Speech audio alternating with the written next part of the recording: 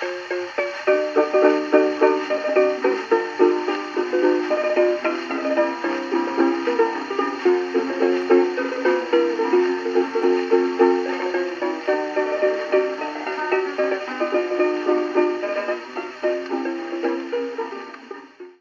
Monday.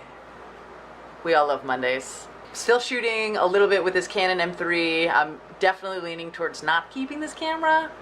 However, I feel like I should give it a little bit more time before I just go ahead and trade it in.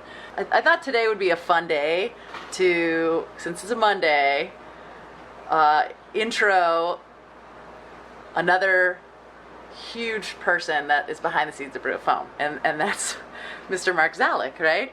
So the thing about Mark, since we started my life in a food truck, is that Mark pretty much always ruins my videos. Yeah, and he knows it. Even in my life in a food truck, we talk a lot about what he did, you know, for the coffee shop and working on it and whatnot. Today, I thought I would give you a little insight on what Mark does in the day-to-day. So, because, you know, the reason why we have so many viewers at this blog, Coffee, Surf, and Sunshine, is because they want to know about what happens behind the scenes at BREW+FOAM. We're actually going over recipes. Fun side fact that owning your own business, if you haven't tried to, or if you haven't experienced it yourself, or haven't been close to somebody who has, there's a lot of drama that happens, like, between employees. Managing employees is potentially the most difficult part about owning your own business. Since the inception of the coffee shop, since we opened the doors, we've already gone through 2 people doing baked goods and recipes for us. For no other reason than it's just we haven't been able to find a really good fit. A mix between having somebody whose personality really fits with ours, because you have to really work closely with a baker or somebody who does your food items, somebody whose schedule is available, you know, whether you like what they're doing, and finally the most important factor is affordability. The amount of money it costs to hire somebody to make something for you is pretty much the most critical component in deciding on whether or not you can have this person work for you. So in this case, with our baked goods and a lot of our tertiary food items, we have yet to come to a common ground to where we have somebody who we enjoy, or someone who is working for us as far as making the right pastries at the right cost. At one point I was making the baked goods and doing all this stuff, and then of course, you know, I went back to production, so I have less time to do it, and then we hired somebody else to do it, and we kind of found that it wasn't a great fit, and now Mark has taken on the joys of the baking. What he's doing right now. Home Ec 101. Home Ec 101, yeah. Back in 84. Yeah. He's kind of more at the helm of BREW+FOAM these days, since I'm taking care of Curran in the summer and gallivanting off on my production jobs. We have Mark taking over the recipes and baked goods. And today we're gonna do some decision making. So yes, this is Mark in a nutshell. He can do so many more things than just bake pastries. But for now, that's a little intro on Mark and the kind of guy that he is. He's really handy. He's also terrible in front of the camera. And now you all know Mark. We'll leave it at that.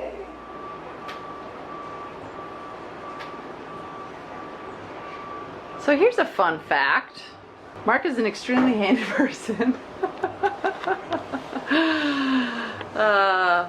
In case you're wondering how in the world this happened, I was showing Mark how to make a pitaya puree, and he forgot to put the lid on the blender. So the only thing you can do in situations like these is have a good laugh. Right, babe? Yeah, that's a smile.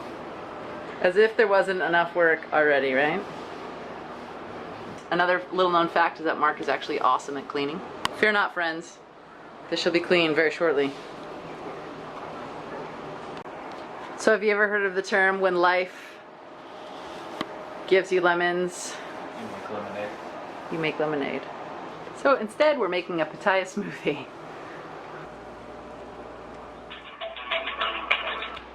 Who on earth am I calling? I'm on the phone with, well, I'm on hold. I haven't actually spoken to a human yet.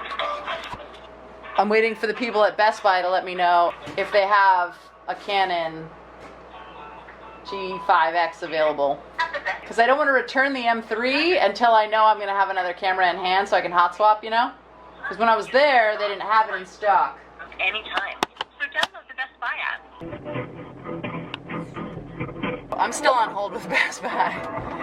And now I'm in the car. I'm going to drive down to Kapolei to get some stuff for the coffee shop. 6 o'clock on a Monday night.